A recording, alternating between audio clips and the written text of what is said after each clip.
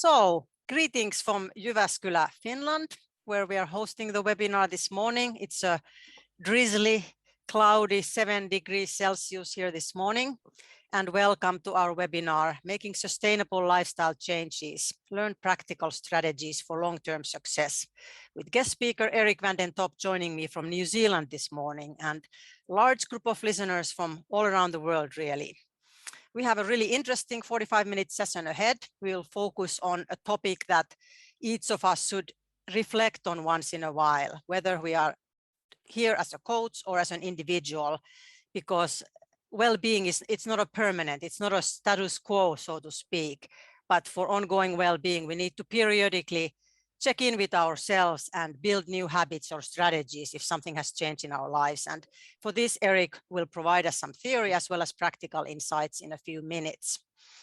My name is Tiina Hoffman. I'm an exercise physiologist and master trainer here at Firstbeat. And before I let Erik on stage today to talk about behavioral change, I'll go over a few practical bits and then a short introduction to Firstbeat and Firstbeat data, especially for those of you who are new to us. I noticed there's many people who haven't attended Firstbeat webinars before, and so we'll do a little bit of background. Your cameras and mics are off during the webinar, but you can write questions in the Q&A box, and then we will discuss them with Erik afterwards after his presentation.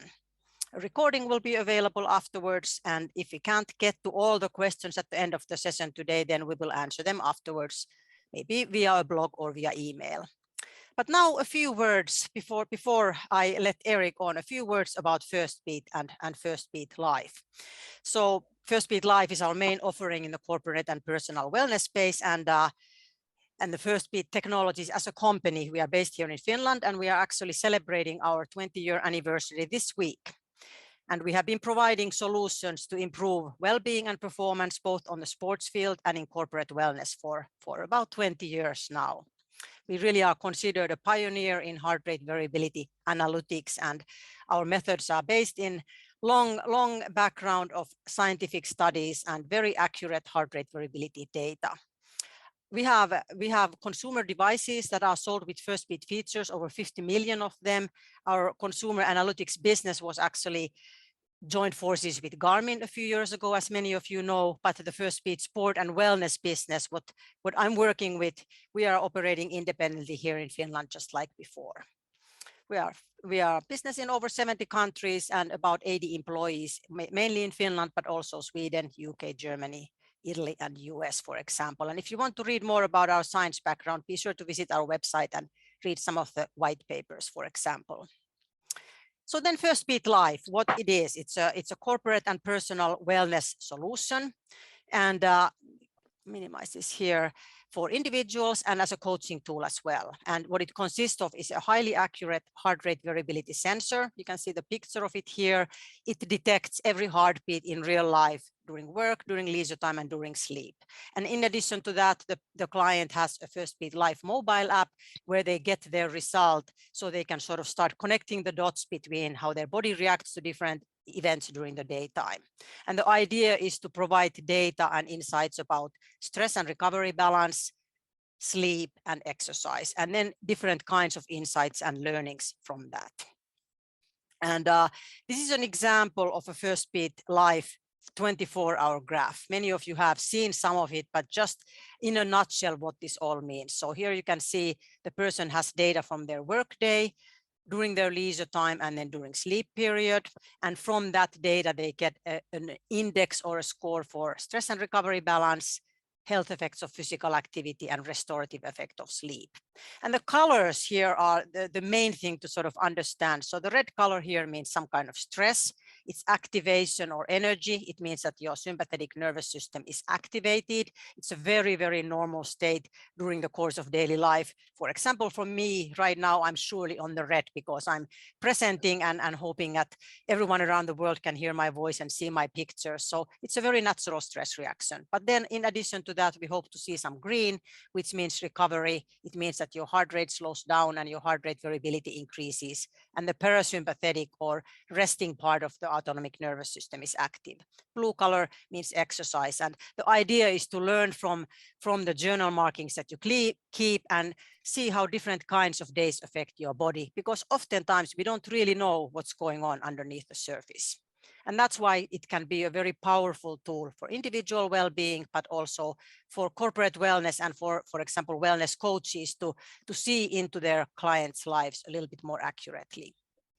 This graph sort of looks at the situation on a more broad level to highlight the need of preventative steps and preventative action. So the graph that you can see here that goes up and down, it illustrates some kind of balance between stress and recovery. And the green line here on the top is an optimal level of performance for individual work performance or performance in life. And of course, we all know that this kind of balance, it's sometimes a little bit more challenged than other times. Everyone has periods in their lives when life is super stressful and there are a lot of demands, and the body resources graph might sort of go down and we might be draining our battery a little bit.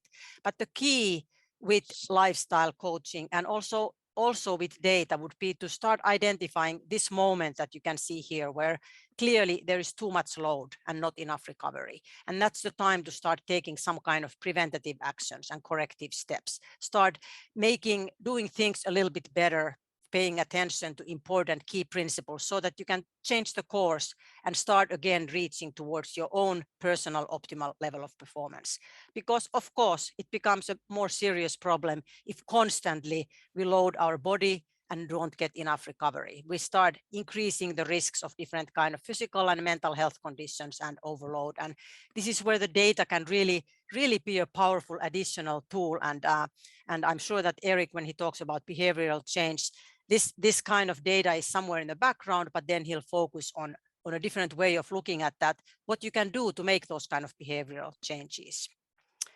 One more highlight from my part, and then I'll turn it over to Erik. So we have a lot of data that we have gathered at Firstbeat, hundreds of thousands of measurements from over the years, and even tens of thousands of measurements during the pandemic period. And I thought this would be interesting insight, and it's very relevant to today's topic. So when we started comparing the pre-pandemic period, you can see here on the left, from 2017 to 2020, and then the pandemic period starting in the spring of 2020, coming all the way until to today. And we looked at the number of very passive work days, meaning those kind of work days that have under 1,000 steps.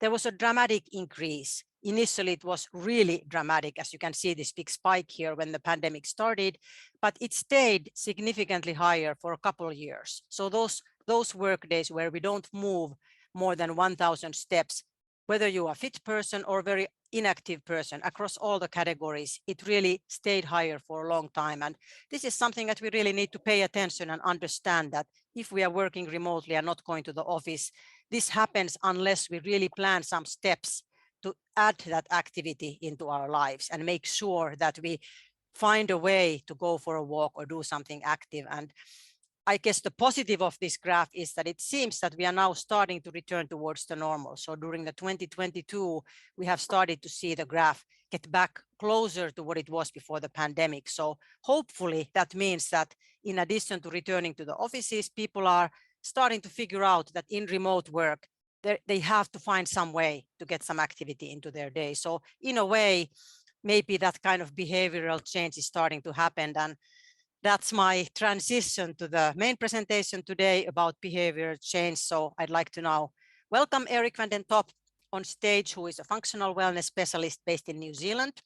He's also the founder of Humanix, a company that specializes in the science of well-being at work. And I'm sure Erik will introduce himself a little bit more in detail, but he has been working with Firstbeat Solutions for many years. And I've had the pleasure to get to know him during this time, although only virtually so far, but maybe we can change that in the future. It's really great to have you as our guest, Erik, and I'll turn the stage on to you now. Thanks very much, Tiina. I'll just share my slide deck and get on the way. That's very much sounded like an invitation for me to come to Finland sometime next year, Tiina. So I'll take you up on that invitation. So thanks very much, Tiina, for the introduction. Delighted to be here today and talk about making sustainable lifestyle changes, which, as it turns out, can be quite challenging for us as human beings, and we'll explore that a bit more during the talk.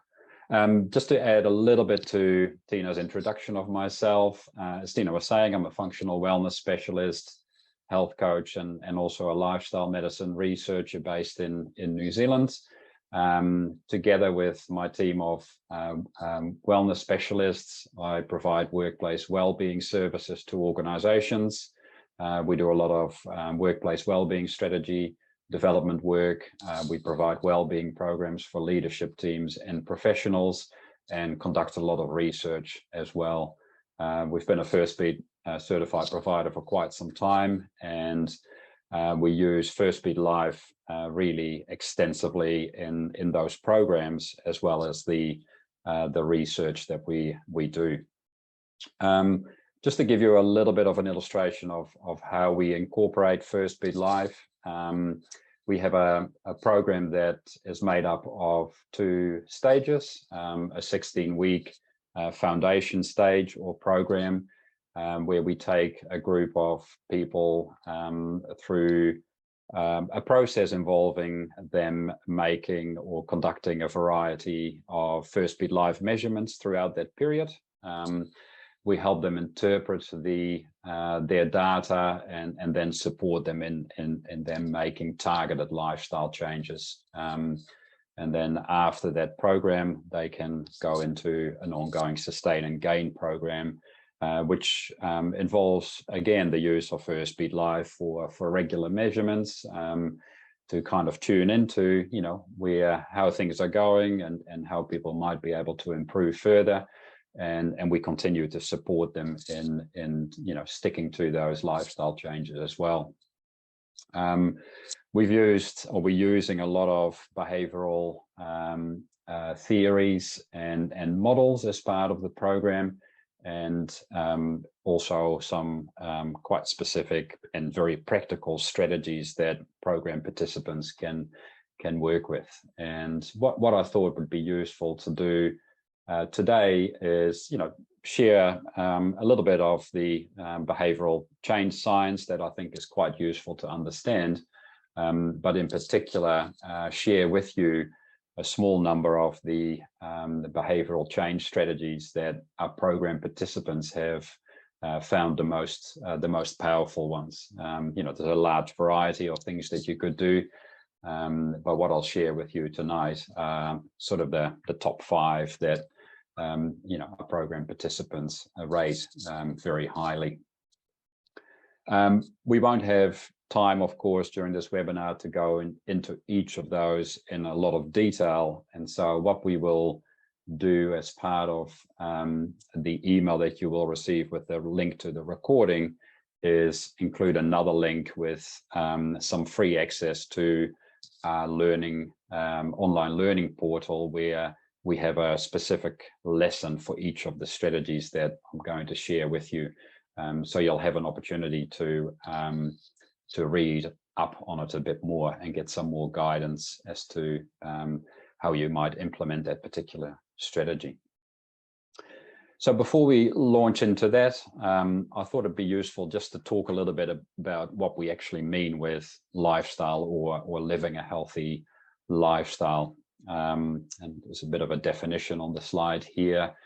But if you look at the research, it's pretty conclusive in that living a healthy lifestyle includes not engaging in certain unhealthy behaviors, like smoking and excessive use of alcohol. And we see the excessive use of alcohol show up in Firstbeat Firstbeat Life measurements very clearly as well.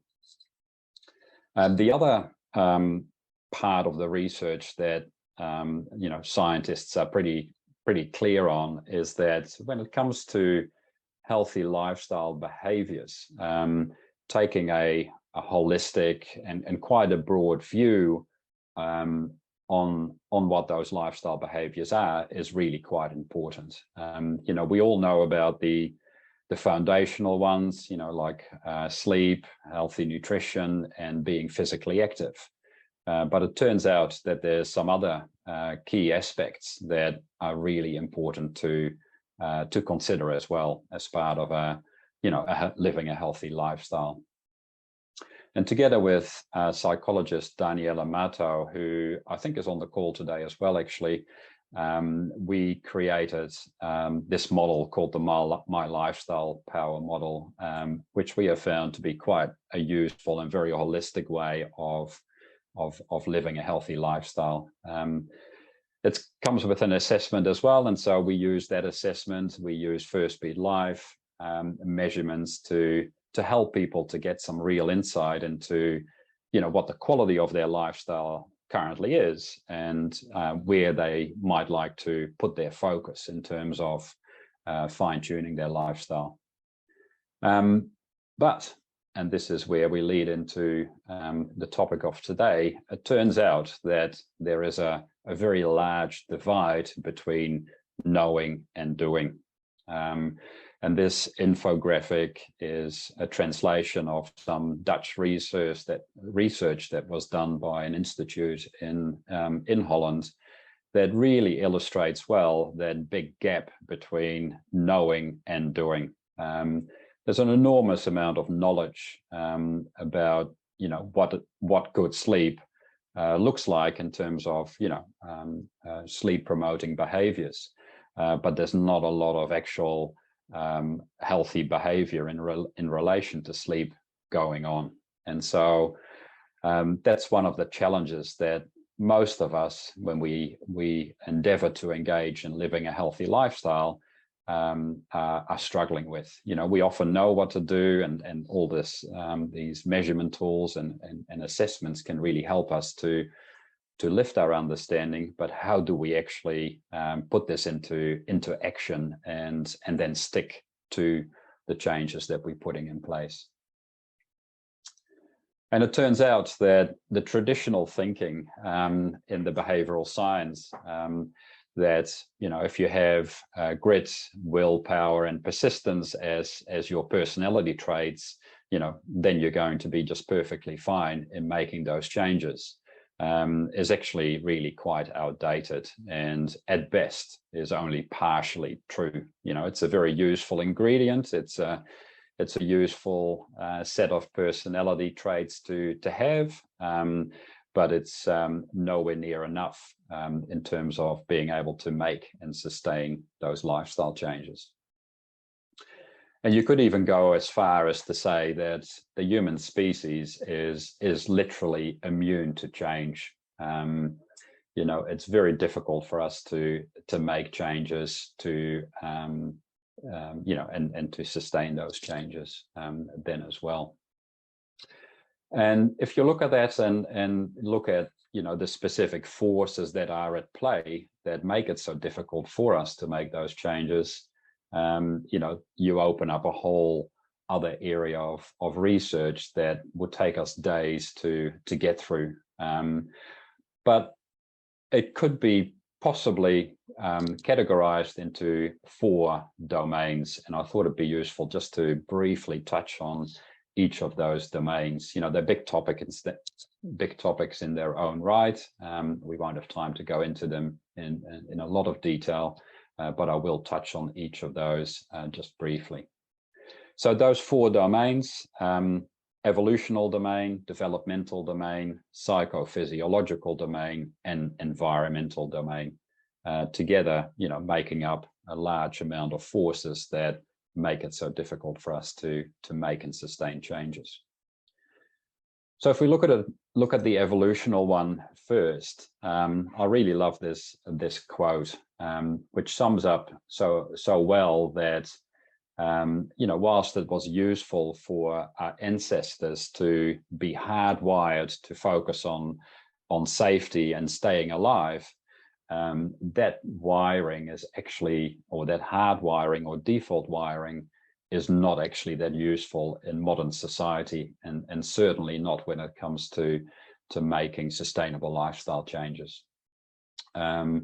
We often refer to this as an evolutionary design flaw, because the pace of change that we've experienced in modern society, our evolution just simply hasn't been able to keep up with that pace of change. And so that default wiring that makes us focus on today and getting through the day makes it really difficult to orientate ourselves towards thriving. I'm seeing people raising a few hands. We'll just keep going because we'll have question and answers at the end, just so that we make the most effective use of the time. So the next domain, the psychophysiological domain, is another one that again incorporates a whole number of mental processes that again make it difficult for us to make sustainable changes. And this particular example, I think, is a really good illustration of that. As human beings, we actually really dislike losing things. And it turns out that also includes losing unhealthy habits. At some point in time, invariably adopting those unhealthy habits came with some benefits. Otherwise, we would simply not have adopted those habits to begin with. And now that they are part of what we used to, part of who we are, we actually really find it hard to let go of them, even though they no longer serve us that well at all.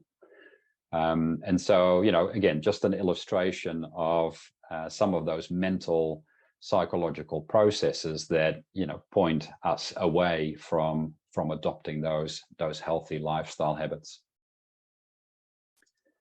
Moving on to the developmental domain, and the work by James Clear, which he described so well in his book Atomic Habits, is a really good example of one of those key forces that is at play in the developmental domain. Turns out that it's not the goals that we set that shape our habits. It's actually our identity, our sense of identity. And a really good way to illustrate that is by using the example of someone who identifies as an elite athlete. Whether he or she is actually an elite athlete is actually not that important, but that them having constructed their sense of identity around being an elite athlete means that adopting healthy eating habits, for example, will come quite naturally. It aligns with how they see themselves. It aligns with how they have constructed their sense of identity. And so, adopting and sustaining healthy eating habits for someone with that kind of identity is going to be really quite seamless and easy. On the other hand, if you have someone who has constructed their sense of identity around living life to the fullest, being a social animal, taking advantage of all the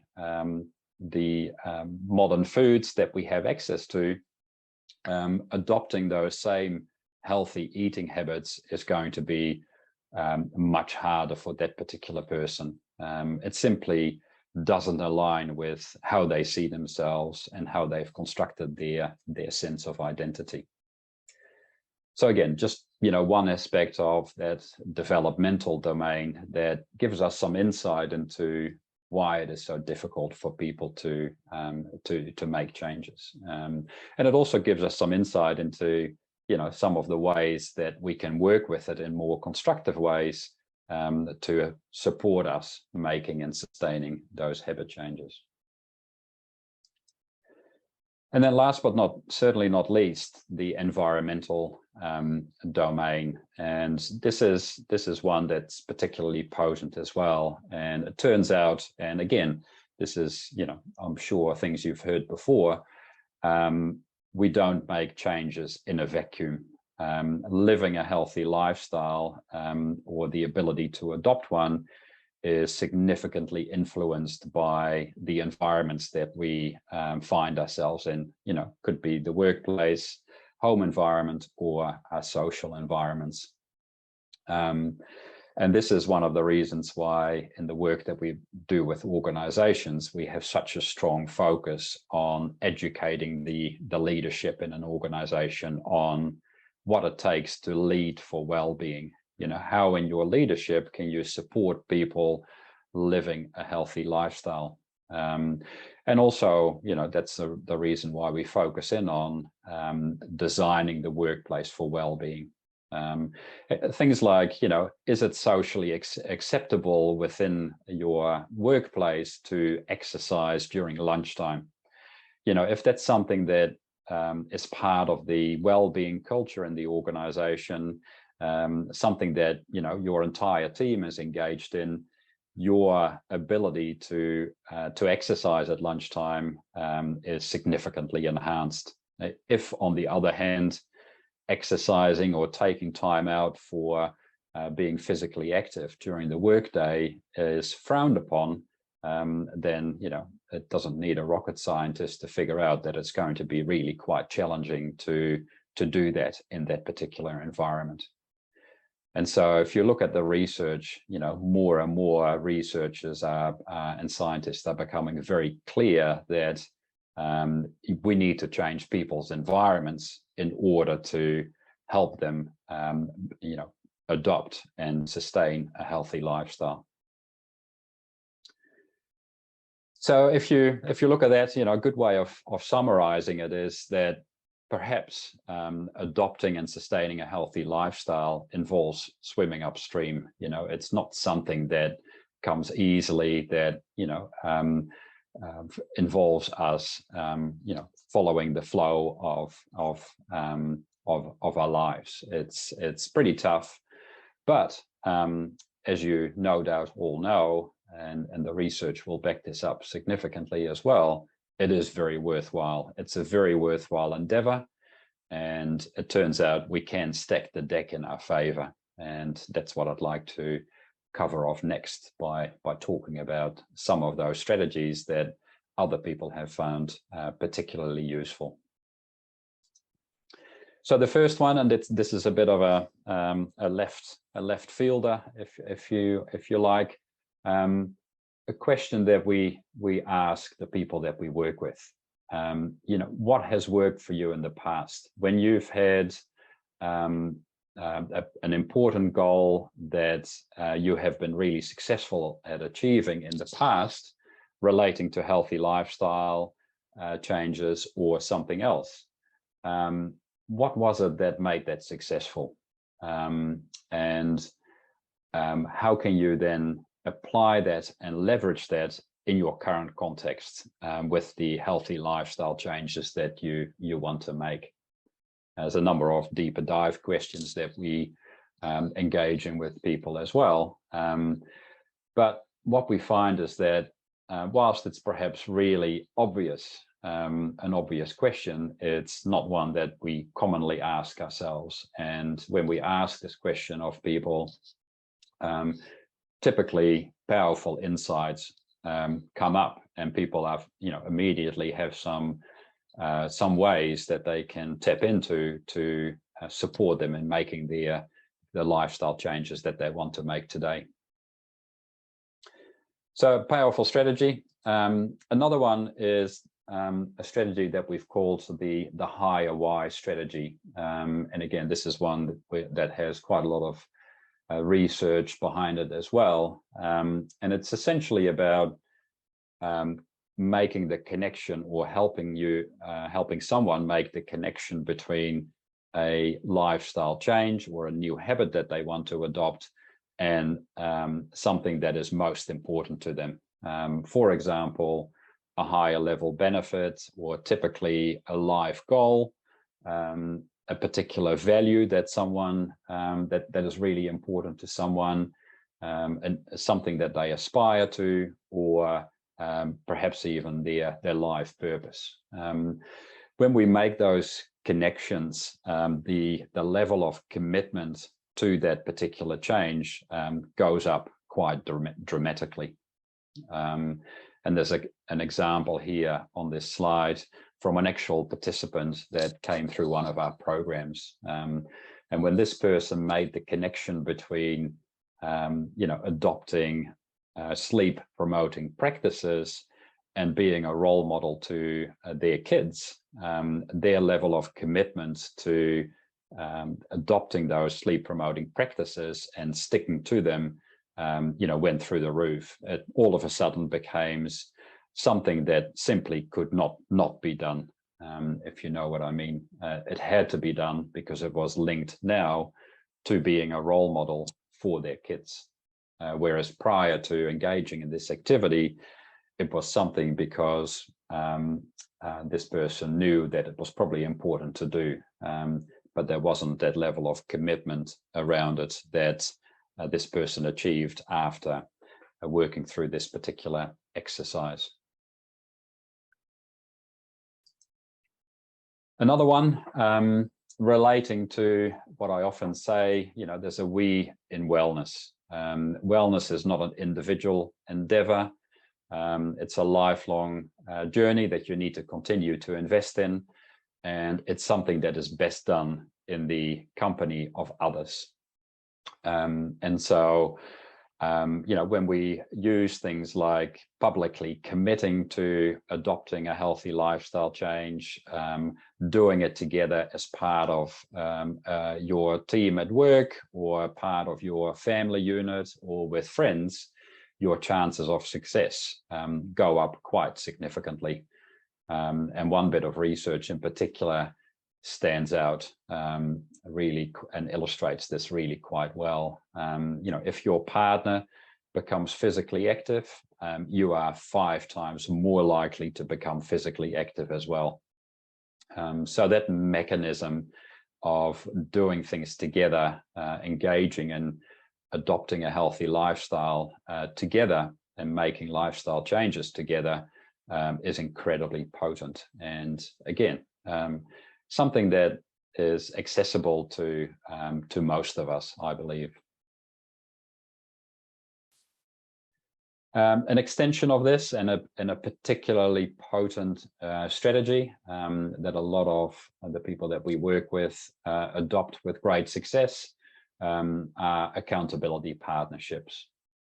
Now, there's a bit of detail to setting an accountability partnership up to success, and we'll give you access to that lesson, as I've mentioned before, so you can read up on it and have a bit of a guide as to how you set this up to succeed. But when you do, and you have regular accountability appointments with an accountability partner, your chances of success go up quite significantly. And the statistics that you can see on this slide here illustrate that.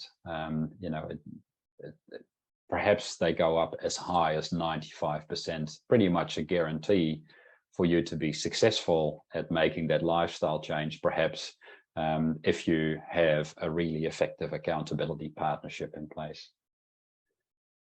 So another strategy that relates to the one that I just mentioned in terms of tapping into the power of doing things together with other people when it comes to making lifestyle changes. This one, perhaps one of my favorites, simply because it's so easy to do. It's so logical. It's almost common sense, yet not very common, and one that invariably most of the people that we work with use to get into a new habit. It's a concept that was popularized by B.J. Fogg in his Tiny Habits book, and it's used by other people in slightly different ways since then as well. Essentially, what it involves is integrating a new habit into an existing routine, rather than starting a new routine from scratch.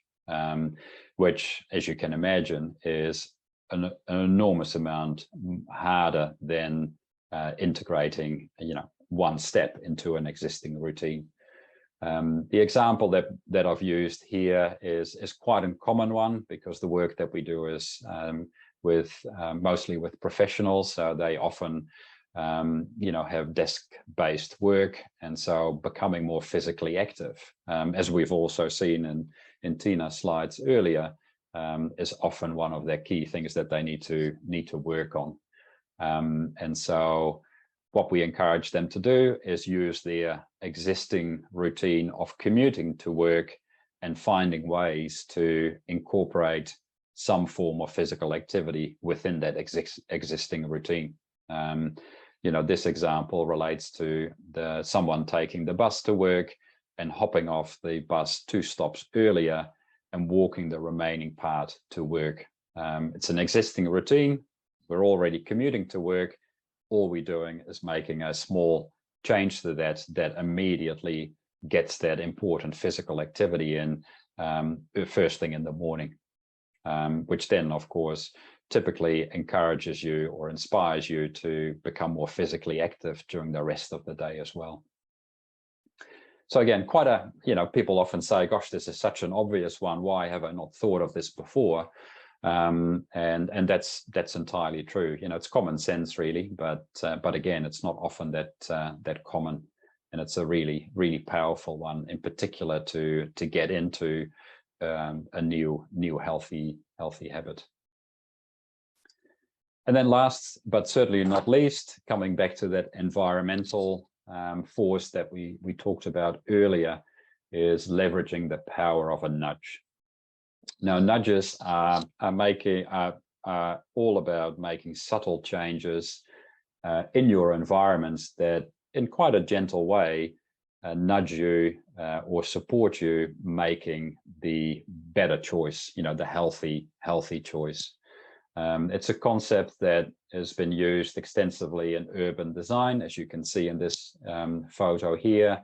It's been used in the development of health policy as well.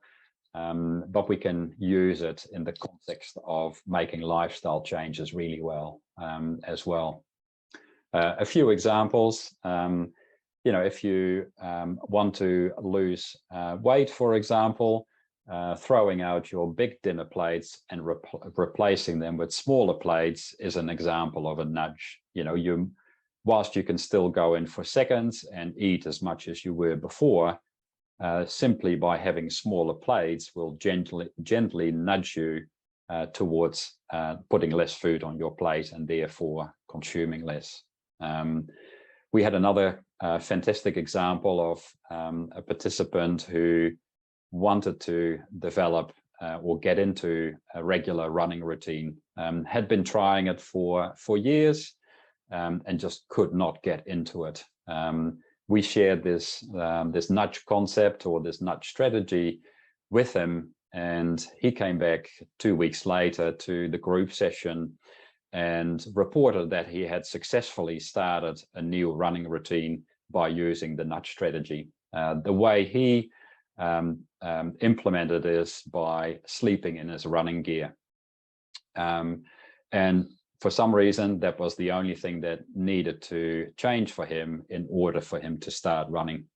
Quite an extreme example, of course, but nonetheless, it shows you, with some creativity, how we can use these nudges in support of making and sustaining a lifestyle change.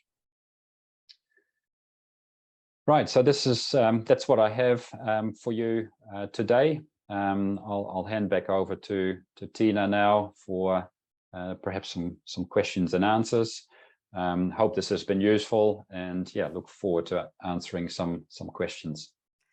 Yeah, thank you, Erik. Excellent presentation and some really valuable food for thought for, I'm sure, for individuals, but certainly also for coaches who are working with clients like yourself. And what really resonates with me is this idea that we can stack the cards more in our favor, that there is no guarantee of great well-being or feeling super good all the time, but we can stack the cards in our favor when we do right kind of lifestyle steps. And you had some excellent strategies for that, for sure. Yeah, we have a few minutes for questions. So if anybody has questions specifically to Erik, feel free to write them in the Q&A and I'll try to pick them from there. There was a question about the materials. So we will have the recording available for you, and also the thank you email that you will get from us. It will include the links to the learning places that Erik mentioned. So then it will be very easy for you to go and visit that. So you'll get that within the next couple of days. I had one question for you, Erik, before I take from the Q&A box. Just you were talking about keeping people engaged in any process, on having those kind of nudges, or you mentioned bi-weekly check-ins. So can you just say a couple of words about what would your bi-weekly or fortnightly check-in typically be like with your client? Like, what does that involve? So it varies a little bit. When we do group-based work, we tend to have 1 hour community kind of sessions where people come together, where we talk about, their wins, their failures, and the lessons that they've learned from that, and give each other, an opportunity to support each other, to encourage each other, and to tap into our advice as well when people get stuck. And if you look at the research around, lifestyle change programs, having high intensity contact, especially in the beginning, is really important. Yeah, that's absolutely so, and it does take that kind of persistence, and it really helps when you're not alone in that process. So that's absolutely true.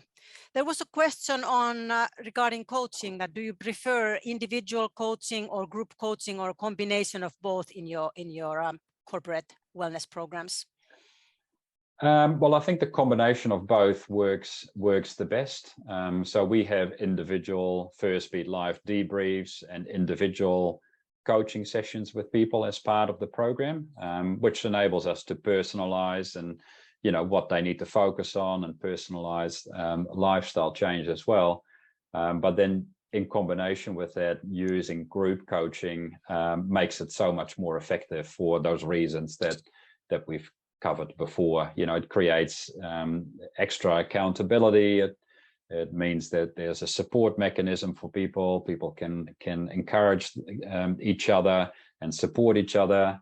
That's where people find accountability partners who have similar lifestyle changes that they want to make, and so on. So I think it's the combination of the two that I prefer, and I think is most effective. And again, the research will support that as well. Yeah, and also our experience at Firstbeat very much supports the same, that there is definitely something to be said for the personal discussion, because the life situations are so different and each of us has unique challenges, but then that community support and being able to share experiences, it can be really powerful when they have a chance to share and learn from each other as well. Yeah, absolutely. Let's take one more question here, and then if there's a few that I've missed, there's quite a few questions coming in all the time, and we are almost out of time. So we will get back to, we'll look at them and we'll get back to them afterwards if we don't have a chance to catch up on everyone.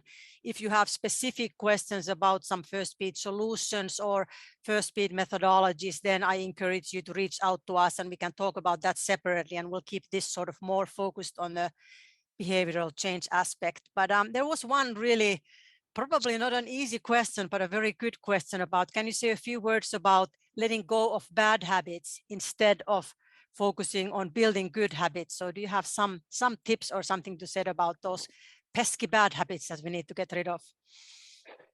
Well, the first thing I'll say is that, as I've illustrated in one of the slides, it's particularly challenging to let go of those unhealthy habits, because it's in our brain associated with loss, and we don't like loss. And so I think, just being compassionate with yourself to begin with, I think is really important. But then also, and this is a technique from motivational interviewing, engaging with both the pros and the cons of the existing habit or the unhealthy habit, and sustaining that habit, and the pros and cons of discontinuing with it can be really quite useful as well, because it kind of recognizes that there is a loss associated with it. And when we recognize that, when we make ourselves more aware of that, we stop fighting against losing it as much as we were before. And if we amplify the benefit of discontinuing with that habit, and in particular when we link it into those higher whys, it will become easier to do. But I think it's important to be realistic and engage with both sides of the coin, and calm down that part of the brain that is so resistant to losing things.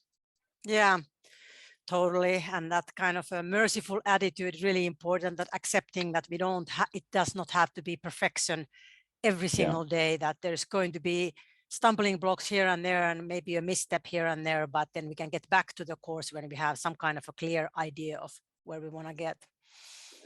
Yeah, exactly. And I think the biggest mistake you can make when you want to stop a particular habit is not making changes to your environment. Those environmental changes, using those nudges, are really, really important when you want to stop a particular habit.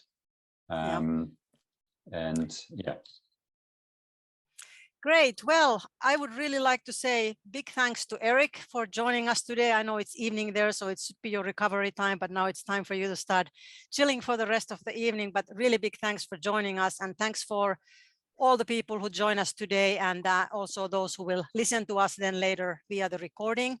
You will get it in the next couple of days, and on the slide here you can see our contact information, so feel free to reach out to me or to us here at Firstbeat for Firstbeat related questions, or to Erik if you want to discuss with him more detail some of his strategies and programs. So thanks again for everyone, and hope to see you online next time.